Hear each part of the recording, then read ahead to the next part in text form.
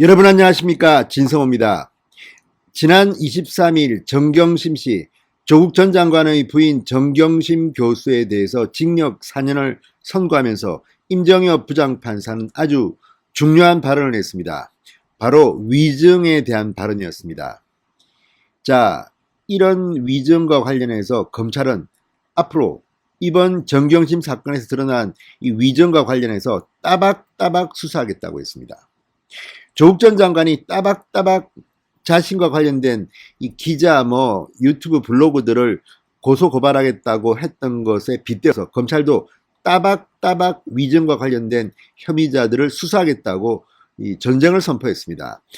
이런 가운데 유시민, 김두관 두 사람이 떠오르고 있습니다. 자, 김두관 의원 요즘 윤석열 탄핵을 강하게 주장합니다. 그러면서 교도소 교도소 담장에서 선거를 치를 수는 없지 않느냐, 이런 발언까지 합니다. 자, 자신이 뭔가 문제가 있는 것을 시사하는 발언으로 들립니다. 왜 김두관은 이렇게 윤석열을 잡아먹지 못해서 안달인지 모르겠습니다. 그 이유가 이제 드러났습니다. 김두관 의원, 유시민 노무현재단 이사장, 최승혜 전 동양대 총장에게 이 조국 전 장관, 정경심 씨의 입장을 동조해달라는 위증 강요 전화를 걸었다는 의혹에 휩싸여 있습니다. 최승혜 전 총장이 이미 정경심 법정에서 진술을 했습니다. 강요 미수 의혹이 불거지고 있는 겁니다. 자, 이미 채널A 사건과 관련해서 이동재 전 채널A 기자가 강요 미수 혐의로 구속 상태에서 5개월째 재판을 받고 있습니다. 이들 역시 같은 논리라면 구속 수사까지 가능한 거 아닌가, 이런 관측도 나옵니다. 자, 검찰은 별도의 고발이 없다 하더라도 바로 수사할 수 있다고 밝히고 있습니다. 그런데 고발이 들어왔습니다.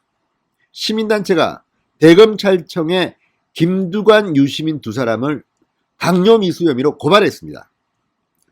터질 게 터지고 올 게 왔습니다. 자, 이제 김두관 의원, 유시민 이사장 사법 처리될 가능성이 점점 고조되고 있습니다.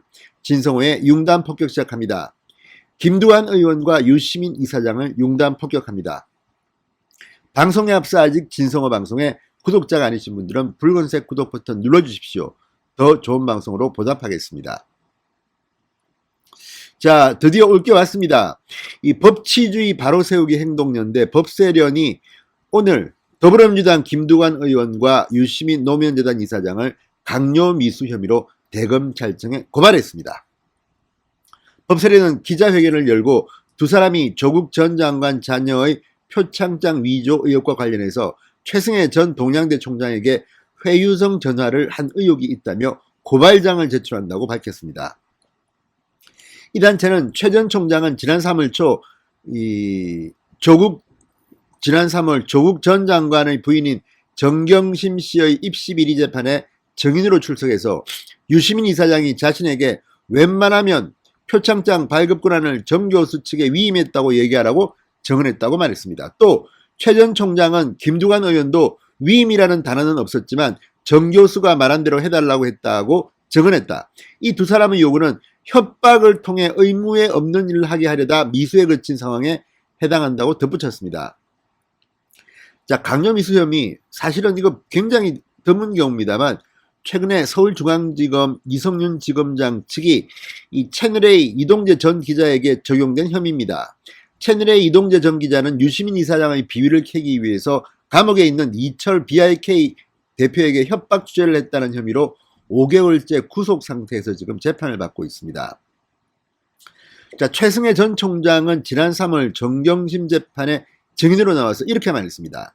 유시민 이사장이 자기도 언론, 유튜브에 있기 때문에 그걸 좀 좋게 써야 하니까 시나리오로 웬만하면 표창장 발급 권한을 위임했다고 이야기하라고 했다. 이렇게 법정 증언했습니다. 김두관 의원도 전화로 웬만하면 정 교수가 말한 대로 해달라고 했다고 말했습니다. 그러나 최승혜 전 총장은 위증을 하지 않았습니다. 따라서 강요 미수 혐의에 해당하는 것입니다. 자, 이 유시민 이사장 측은 이렇게 반론을 합니다. 유튜브 언론인으로서 사실관계 취재를 위해 최 총장과 통화했다. 조국 전 장관을 도와달라는 제안을 한 적이 없다. 김두관 의원도 표창장 위조 의혹 관련 경위를 묻는 차원에서 최 전 총장과 통화했다고 반박했습니다.